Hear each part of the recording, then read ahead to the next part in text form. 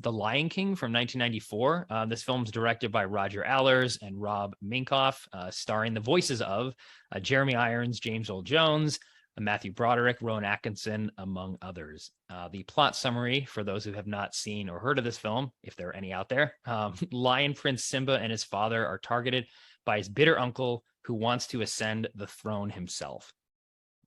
So this is a film that I feel does a very good job of, I mean, not to get too heady or anything like that, but the whole Freudian concept of, the son standing in the shadow of the father who then has to replace the father. And, that's part, I don't know a lot about Freud or what the theory is called.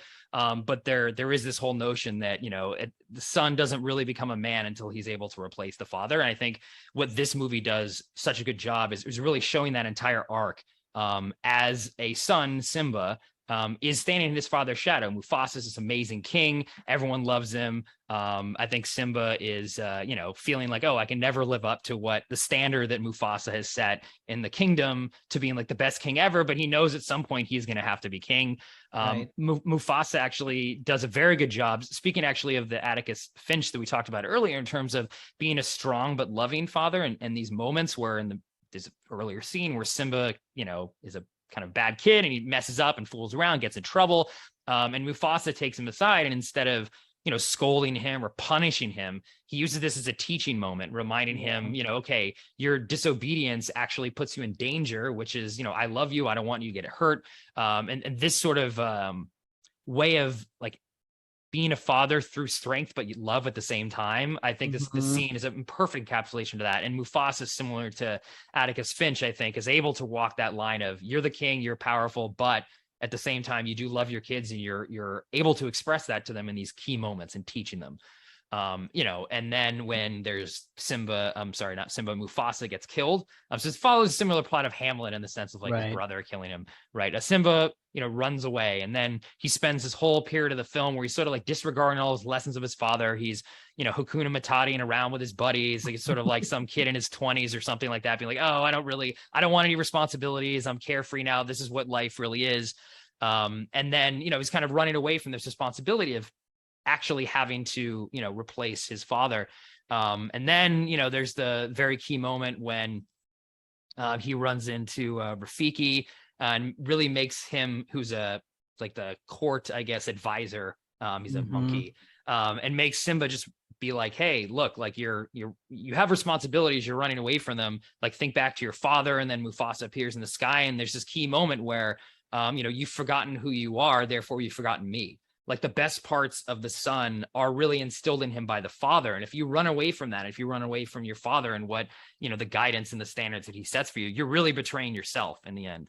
And that's what gives Simba the strength then to go back, defeat his uncle, become that king, step into that role of his father, and continue on. There's also a big plot thread in this movie too about the legacy. There's, you look up at the stars, those are all the former kings, kind of thing. And you're part of this line, you're part of this lineage, which is definitely something too you can feel. Just, you don't have to be a son of a king, but there is a history that every family has. And then you're just another link in that chain. And then at the end of the movie, like, he does become his father. Is a whole scene, the circle of life scene, where it's literally mirrored the same as the beginning, where Simba was the child. Now Simba's the father, with his new, son, the next heir to the throne. And really just showing that, there is a circle of life in life, but also with, fathers and sons, that is a cyclical thing too. You step into that role, you replace the father, and then, you are able to, become the man that, your father helped you become. And I think this is very separate than like the Atticus Finch. I think that's a father can have that relationship with sons and daughters. Like, obviously Scout was a daughter in that film, but this movie is definitely more about fathers and sons. Like, I'm not a woman, I'm not a daughter, but I feel like this concept of replacing the father and holding yourself up to those standards is, I don't think, something that is so common with women. As a film, actually, when I saw this as a kid, I wasn't really that into it. Like, I was a huge Disney Renaissance fan. Like, I loved Disney, I loved all those films. I felt this was the first one that I was a little disappointed in when I saw it as a kid, though I saw it like 3 times in the theater. But maybe it was just I was getting a little old was starting to realize like, okay, maybe these movies aren't for me, or maybe it was something about the film. I think the music is good, but not as good as what was done before. So, music is very important to me in musicals. And I felt this is a bit of a step down, but in the years since then, this film, especially these themes, because this is something I wasn't thinking about too, as a 10-year-old, in terms of fathers and sons, and really this whole concept of, being in the father's shadow and feeling that pressure, but yet having to overcome that. It was something that I sort of came to later in life. And as I go back and rewatch this film, it just gets better to me. And actually seeing it as well in IMAX, there was a re-release, I think about 10 years ago. Just the scope of this movie. I mean, I think the first 2-3 minutes, the whole Circle of Life scene is one of my favorite sequences in all of animation. I mean, it just like, it moves me just even thinking about it. Same and seeing it on an IMAX was incredible. So this movie has changed. With my relationship with this movie has changed as I've sort of been thinking about these larger things, and the son and the father. Just these themes really came out and spoke to me. So I had to discuss this film. It's definitely something again that I've felt like I talked about in the intro of my father being a sort of a how I measure my success in my life against what he was able to accomplish. So it's a fantastic film. Don't watch the remake if anyone hasn't seen it. The Favreau film is unwatchable, but this is a classic that I still think really holds up. Yeah, great choice. So it's interesting. I feel like my relationship with this movie is maybe a little bit opposite to yours. Like I watched it when it came out and I remember loving it. I remember watching it with my parents, and I distinctly remember my mom finally embracing animated movies in a big way because of this movie. Oh, interesting. And sort of saying that, oh yeah, we were all in tears, moved completely.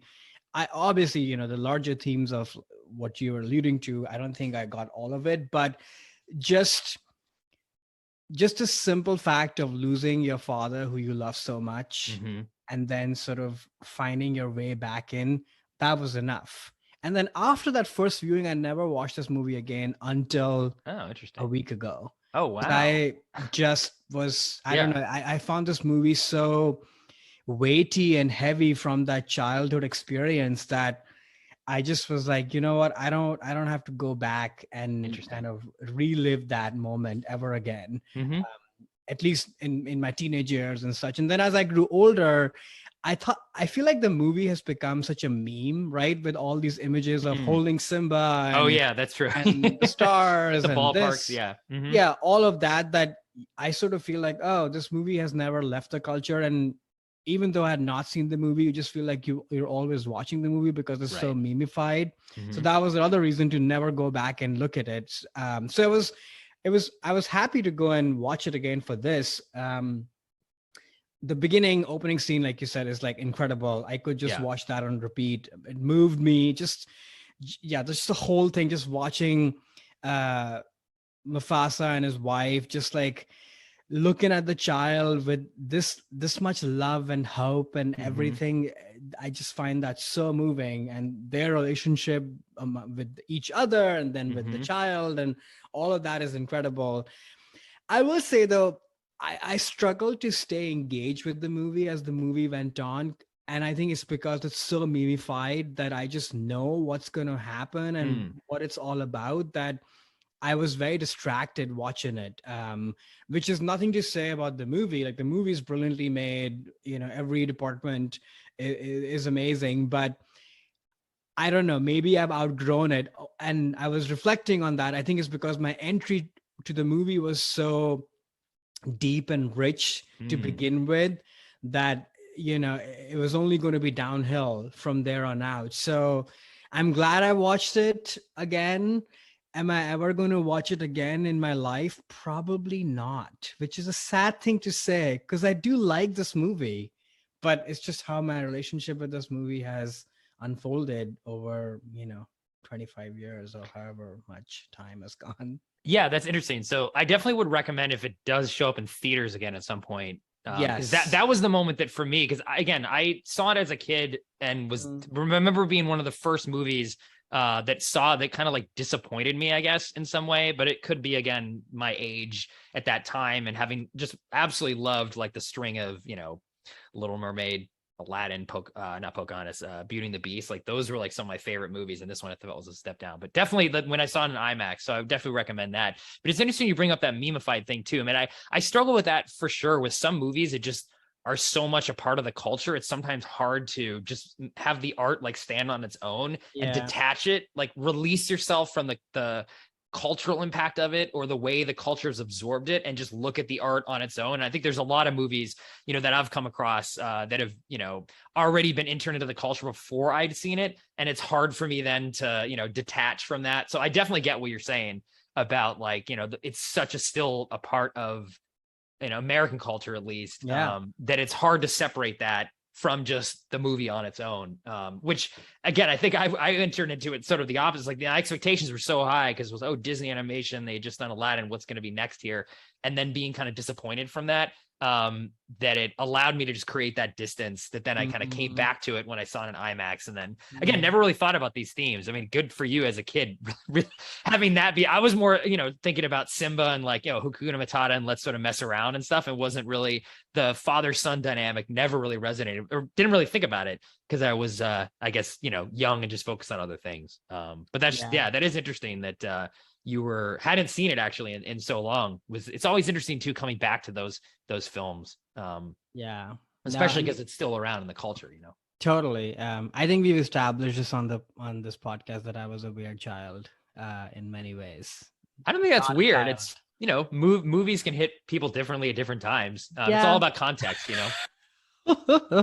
No, I was just a heady kind of kid. I don't remember being a kid running around and doing silly things ever, actually. I don't think I had that period, which is, whatever, good or bad. Yeah, right.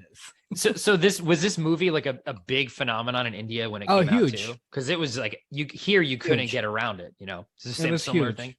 It was huge. I mean, then you were saying like it's part of the culture, like it's not just American culture, it's like global culture. And, kudos to the movie. How many movies have made it in that, True. This is like Titanic, and it's in that league of movies that are sort of known and appreciated across the entire globe. So, kudos to them for that. So Yeah. Which at the time I just didn't understand. And I think now, especially through this lens that I just was talking about, I think it's because that there are these universal themes of fathers and sons, and those transcend all cultures, totally, for sure. So then I was like, okay, well now I get why this one popped harder than maybe like a Beauty and the Beast or Aladdin or Little Mermaid, even though I personally think those films are much stronger than this one. Probably. Yeah. Hey there, it's Alex. If you like the review and discussion Karan and I just had, make sure you subscribe to our channel, Movies That Shaped Us, to get full episodes. Every other Wednesday, Karan and I cover a topic around important people, places, events, and moments in our lives, and then explore it through 3 of our favorite movies. Subscribe right now, or follow our podcast on Spotify or Apple Podcasts via the link in the description below. Hope you join us for the journey.